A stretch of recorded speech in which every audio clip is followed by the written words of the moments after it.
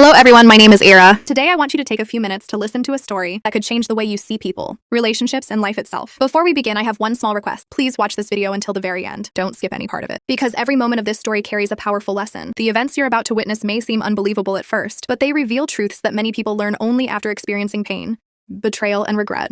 In life, we often trust the wrong people. We give our hearts to those who don't value them. We ignore warning signs, believing that things will somehow get better. But sometimes the people we trust the most become the ones who hurt us the deepest. And when the truth finally comes out, everything changes. Today's story is about pride, betrayal, karma, and unexpected justice. It is about people who thought they had won, only to discover that life had a very different plan for them. It is a story that reminds us never to judge someone's worth based on their current circumstances, because the future can change in ways no one expects. As you watch, think about your own life. Think about the choices you make, the people you trust, and the way you treat others. Because one wrong decision can create years of regret, while one wise decision can completely transform your future. This is not just another story for entertainment. This is a story filled with emotions, lessons, and moments that may stay with you long after the video ends. If you pay close attention, you might discover something valuable that helps you avoid mistakes, protect your relationships, and make better decisions in your own life. So stay with me until the very end. I promise you, the ending is something you won't want to miss. What happens next will leave you shocked, emotional, and thinking about this story long after it's over. If you enjoy powerful stories with meaningful life lessons, make sure to subscribe and join our growing community. Your support helps us bring you more unforgettable stories that inspire, educate, and entertain.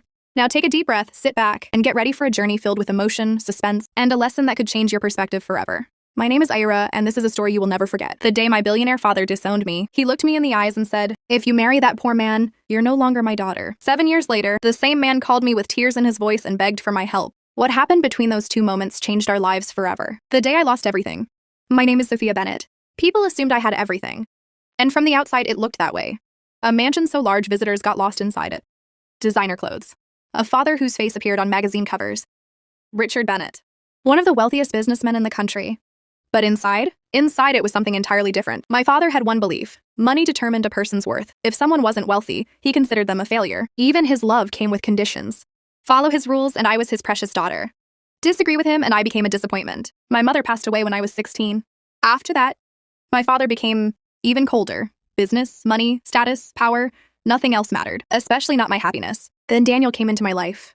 I was 24, secretly exhausted from living a life someone else had designed for me. One rainy afternoon, my car broke down near a small bookstore.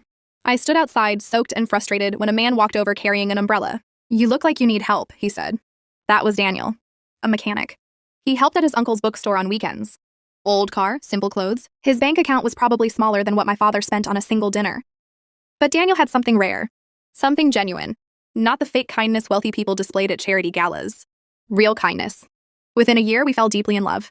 For the first time in my life, I felt truly seen. Not as Richard Bennett's daughter. Not as an heiress. Just as Sophia. When Daniel proposed, I cried. Not because the ring was expensive, it wasn't. I cried because I knew he meant every single word. I said yes immediately. Then came the hardest part. Telling my father. The moment I mentioned Daniel's profession, my father's expression collapsed. A mechanic? Yes. He stared at me like I had announced I was moving to another planet. For weeks, he tried everything. Threats, manipulation, bribes. He even offered Daniel money to disappear. When Daniel refused, my father's fury grew beyond anything I had ever seen. The wedding day arrived.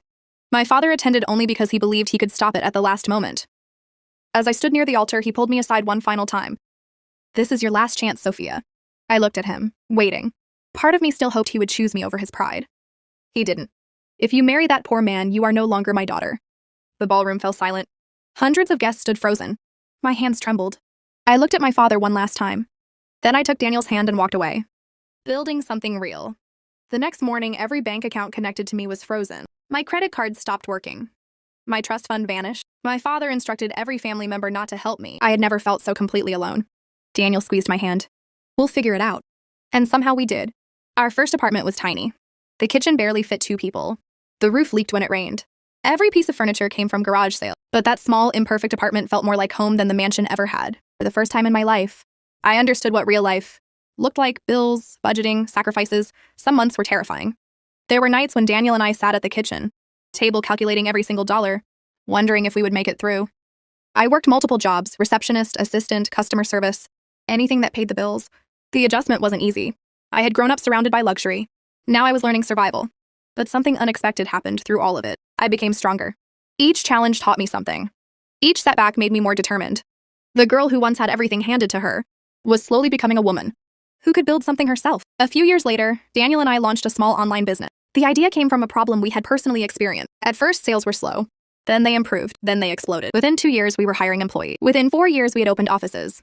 Within 6 years, our company was generating millions in revenue. The same people who once pitied us suddenly wanted meetings. Investors called daily. Reporters requested interviews. Success arrived slowly and then all at once. One afternoon, I appeared on a national business program. The host asked how my journey began.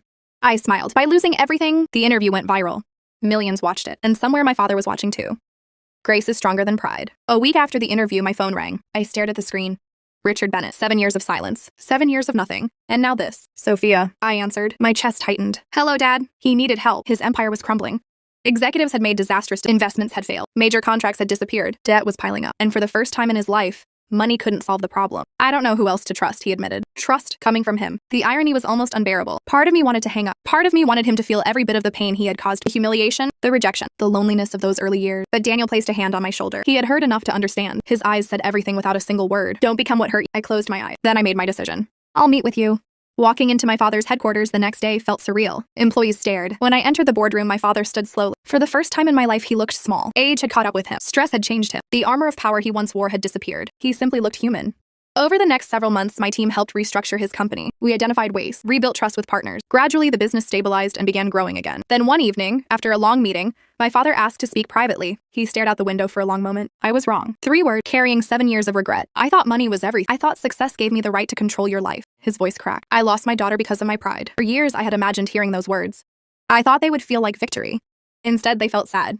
Because no apology could return the years we lost. No amount of regret could erase the pain. But I could see something genuine in his face. Real remorse. I don't deserve forgiveness, he said quietly. No, I replied honestly, you don't. His shoulders dropped. But forgiveness isn't always about what someone deserves. It's about deciding what kind of person I want to be. The room went completely silent. Then my father began crying. Not the controlled, calculated expression of a businessman. The tears of a father who finally understood what he had thrown away. Months later, at a family gathering, someone asked my father what his greatest achievement was. Everyone expected him to mention a company, a deal, a fortune built over decades. Instead, he looked across the room at me. My daughter. The room turned toward him. He smiled. Not the polished smile he used for cameras, a real one. The day she walked away from my money was the day she became stronger than I ever was. And for the first time in my entire life, I felt truly seen by him. Not as an extension of his success. Not as a reflection of his image. As his daughter. My father disowned me for choosing love over money. He believed wealth determined a person's worth. Life eventually taught him a very different lesson. The man he called poor became the richest person I have ever known. Not because of money. Because of character. Because of loyalty. Because of love. If someone has underestimated you, remember this, and people can take away your money. They can take away your opportunity. They can even walk away from you entirely. But they cannot stop you from building a better future. Sometimes losing everything is the beginning of finding yourself. And sometimes the people who reject you today become the very people who wish they had never let you go. My father lost a daughter because of pride. He got her back because she chose grace. That is a lesson neither of us will